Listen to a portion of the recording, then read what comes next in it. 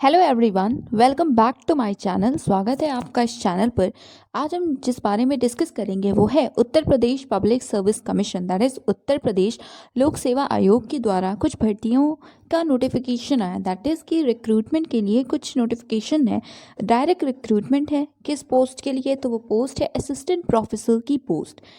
तो government degree colleges हैं जो उत्तर प्रदेश में, यूपी में, वहाँ पे ही कुछ सब्जेक्ट्स के लिए असिस्टेंट प्रोफेसर्स की पोस्ट आई है under department of higher education. तो आज हम उसे देखेंगे। और साथ में सिर्फ यही नोटिफिकेशन नहीं है, दैट इज़ सिर्फ इसी पर्टिकुलर असिस्टेंट प्रोफेसर के लिए नोटिफिकेशन नहीं है, कुछ और पोस्ट भी हैं। तो सबसे पहले हम जो बहुत इंपॉर्टेंट है वो देखते हैं, जो कि है असिस्टेंट प्रोफेसर की पोस्ट और उसमें कौन कौन से सब्जेक्ट्स हैं, और फिर हम देखेंगे जो बाकी पोस्ट है उनके बारे में। तो चलिए देखते हैं, अपनी इस वीडियो को स्टार्ट करते हैं, इस नोटिफिकेशन को। और अगर आपको पसंद आती हैं चीज़ें, आपको थोड़ी भी हेल्पफुल लगती हैं, तो सब्सक्राइब कीजिए चैनल को और वीडियो को भी लाइक और शेयर कर दीजिएगा, बिकॉज़ बहुत ही इंपॉर्टेंट नोटिफिकेशन है। अगर कहीं वैकेंसी आती है तो इम्पॉर्टेंट है कि सबको पता चले, जो भी एलिजिबल हैं, तो उन तक वीडियो पहुँचे। इसके लिए ज़रूरी है कि आप इसे लाइक कीजिए, शेयर कीजिए, ज़्यादा से ज़्यादा लोग इसे देखें। तो बहुत बातें हो गई, स्टार्ट करते हैं इस नोटिफिकेशन को देखना। तो आई थिंक सबसे पहले हमें देखना चाहिए होम पेज, इस पर्टिकुलर जो वेबसाइट है उसको देखना चाहिए। तो चलिए हम सबसे पहले देखते हैं ऑफिशियल वेबसाइट। जी, तो ये है होम पेज। ठीक है, वेबसाइट है जो बेसिकली उत्तर Pradesh public service commission Prayagraj की, वो ये है। तो वेबसाइट क्या है, सबसे पहले हम ऑब्वियसली इसी को देख लें। तो आप अगर चाहें अपने ब्राउज़र पे टाइप कर सकते हैं uppsc.up.nic.in, करेक्ट। जब आप इसे टाइप करेंगे तो आप इसी पर्टिकुलर होम पेज पे पहुंचेंगे। तो इसी में आपको लेफ्ट हैंड साइड पे दिखेगा एक नोटिस या नोटिफिकेशन, एक प्रॉपर सेगमेंट है लेफ्ट हैंड साइड पे। इसे जूम करते हैं तो और ज़्यादा बेटर होगा। देखिए, जूम किया, आपको यहाँ पे दिख रहा है नोटिफिकेशन स्लैश एडवर्टीजमेंट्स, दिख रहा है ना?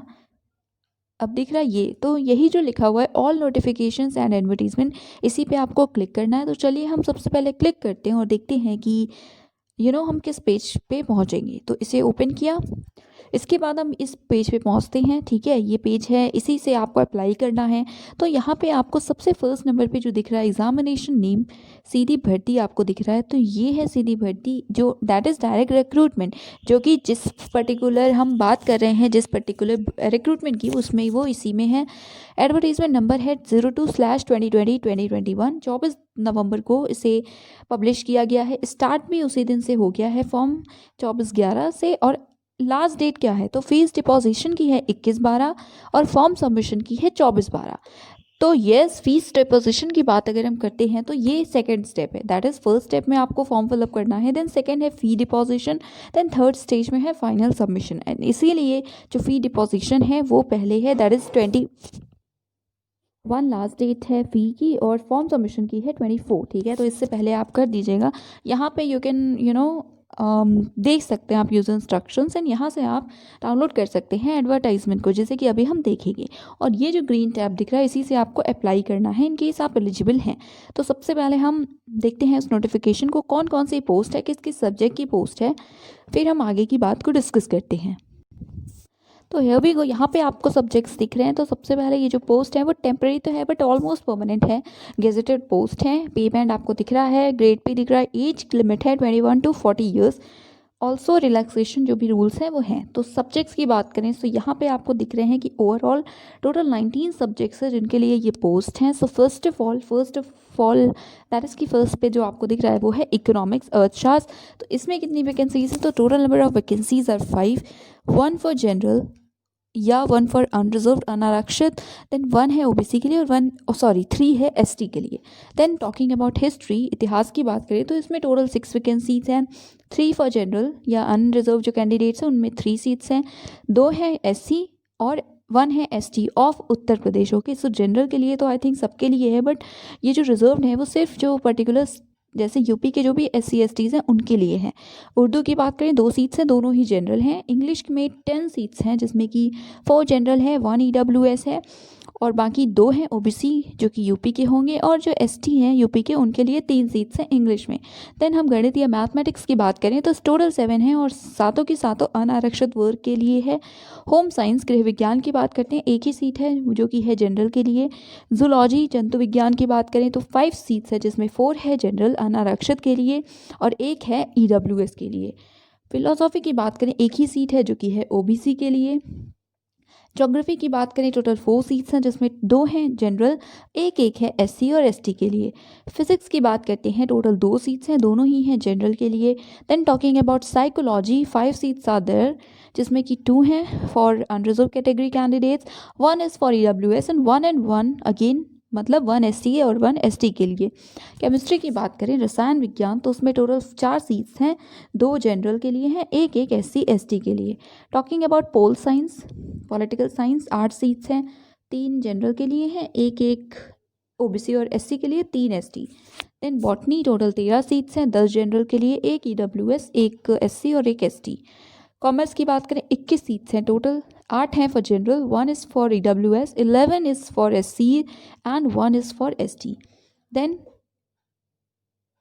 एजुकेशन की बात करें सो 5 सीट्स टोटल हैं, 3 हैं जनरल, 2 हैं ओबीसी के लिए। सोशोलॉजी में टोटल 15 हैं, संस्कृत में टोटल 8 हैं और हिंदी में टोटल 6 सीट्स हैं।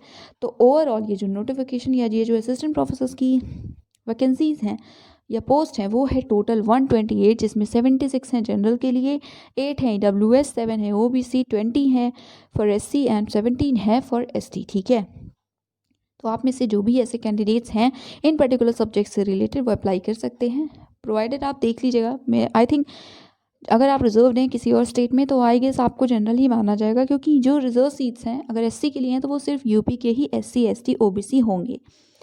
तो अब एलिजिबल कौन है, दैट इज़ एसेंशियल क्वालिफिकेशंस क्या होनी चाहिए उसकी भी हम बहुत ही ब्रीफली बात कर लेते हैं। तो देखिए, एकेडमिक रिकॉर्ड अच्छा होना चाहिए, बैचलर्स में मिनिमम 2nd डिवीजन होना चाहिए और मास्टर्स में 55% से ज़्यादा मार्क्स होने चाहिए, और अगर ग्रेडिंग सिस्टम है सीजीपीए वगैरह है तो इक्विवेलेंट ग्रेड होना चाहिए। देन उसके बाद 5% का रिलैक्सेशन भी है जो भी कैंडिडेट्स ऐसे हैं जो एससी एसटी या ओबीसी से हैं, नॉन क्रीमी और जो भी डिफरेंटली एबल्ड हैं फॉर देम ऑल्सो। सो 5% मतलब 55 की जगह वो दे आर एलिजिबल अगर उनके 50% मार्क्स भी हैं। देन आगे की बात करें तो ऑब्वियसली आपके पास नेट की डिग्री भी होनी चाहिए। उससे पहले इस 5% का रिलैक्सेशन आपको मिलेगा अगर आपके पास पीएचडी की डिग्री है, और ये भी इन केस तब जो उनके लिए जैसे कि जिन्होंने पीएचडी डिग्री होल्डर्स तो हैं बट उन्होंने अपना जो मास्टर्स है वो 19 सितंबर 1991 से पहले किया हुआ है। ठीक है, तो सिर्फ उन्हीं के लिए 5% का रिलैक्सेशन है, और बाकी जो हैं वो पीएचडी डिग्री होल्डर्स उनके लिए ऐसा कुछ नहीं है। तो अब ऑब्वियसली इस पर्टिकुलर कंडीशन के अलावा आपके पास नेट की डिग्री होनी मतलब नेट का सर्टिफिकेट होना चाहिए। नेट चाहे यूजीसी का हो या सीएसआईआर का हो या कोई सिमिलर टेस्ट हो, जैसे कि स्लेट है या सेट होता है जो स्टेट एलिजिबिलिटी टेस्ट, वो होना चाहिए। या फिर अगर ऐसे लोग हैं जिन्हें पीएचडी मतलब कुछ ऐसे कंडीशंस होते हैं ना, जैसे जिन्होंने बहुत पहले किया हुआ है मास्टर्स या पीएचडी डिग्री पहले है, उन्होंने क्वालिफाई नहीं किया तो उनके लिए कुछ रिलैक्सेशन है। तो ऐसा ही सारे यूनिवर्सिटीज़ में होता है, आपको पता होगा, बट बहुत ही ब्रीफली देखें तो जैसे कैसे कैंडिडेट्स हैं जिन्होंने पीएचडी प्रोग्राम में 11 जुलाई 2009 से पहले उन्होंने अगर लिया हुआ है, मतलब 11 जुलाई 2009 से पहले उन्होंने रजिस्टर किया हुआ है पीएचडी प्रोग्राम में, तो ऐसे कुछ कैंडिडेट्स के लिए एग्जेप्शन है, बट उनके लिए भी कंडीशंस है। कंडीशंस ये है कि पहली बात उनकी जो पीएचडी डिग्री है वो रेगुलर मोड से रही हो, दूसरा है उनकी थीसिस को 2 एक्सटर्नल एग्जामिनर्स ने इवेल्युएट किया हो, तीसरी बात की जो वाइवा वर्क है उनका वाइवा है वो मतलब ओपन पीएचडी वाइवा हुआ हो, फोर्थ कंडीशन है कि जो 2 रिसर्च पेपर्स उन्होंने ऐसे अपने पीएचडी वर्क में से पब्लिश किए हों और उनमें से एक जो है वो किसी ना किसी एक रिफर्ड जर्नल में होना चाहिए। देन फिफ्थ है कि जैसे 2 ऐसे कैंडिडेट्स मतलब 2 ऐसे रिसर्च पेपर्स उन्होंने अपने पीएचडी वर्क में उस दौरान पब्लिश किए हों किसी कॉन्फ्रेंस या सेमिनार्स में, और वो जो कॉन्फ्रेंस या सेमिनार रही हो वो या तो फंड की गई हो या तो सपोर्ट की गई हो बाय यूजीसी देन सीएसआईआर या ऐसी किसी पर्टिकुलर एजेंसी के द्वारा। ऐसे केस में ही आप बिना नेट के एलिजिबल हैं। और उसके अलावा ऊपर एक कंडीशन और दी हुई थी कि अगर आपके पास पीएचडी डिग्री है इन अकॉर्डेंस विद यूजीसी का एक रेगुलेशन 2009 और 16, उस केस में भी कुछ एग्जेम्पशन है। ठीक है, तो ये हुई बात, बस यही बात है। उसके अलावा आपके पास एकेडमिक रिकॉर्ड अच्छा होना चाहिए, डिग्री वगैरह आपने देखी है, और उसके अलावा हिस्ट्री के लिए एक स्पेशल मेंशन है कि अगर आप हिस्ट्री के लिए अप्लाई कर रहे हैं तो आपको मास्टर्स में मिडीवल या मॉडर्न हिस्ट्री आपका सब्जेक्ट रहा हो, ठीक है, तब कर सकते हैं। और ऑब्वियसली कैंडिडेट शॉर्टलिस्ट होंगे, उसके बाद डायरेक्ट रिक्रूटमेंट है, दैट इज़ डायरेक्टली आपका इंटरव्यू होगा शॉर्टलिस्ट होने के बाद। तो ये था एलिजिबिलिटी, और इसके अलावा और भी बहुत सारे नहीं, मतलब हाँ कुछ और भी पोस्ट हैं इसी पर्टिकुलर एडवर्टीज़मेंट के तहत, बट वीडियो बहुत लंबा हो जाएगा तो हम उसे नेक्स्ट वीडियो में देखते हैं, ठीक है। तो वो भी इम्पॉर्टेंट है, बहुत लंबा वीडियो नहीं होगा, छोटा ही होगा, तो आप प्लीज़ उसे भी ज़रूर देखिएगा, और प्लीज़ इस वीडियो को लाइक और शेयर कीजिए। और रजिस्ट्रेशन कैसे करना है, एप्लीकेशन फॉर्म कैसे भरना है, ये भी हम नेक्स्ट वीडियो में देखेंगे। Till then stay tuned, thank you so much.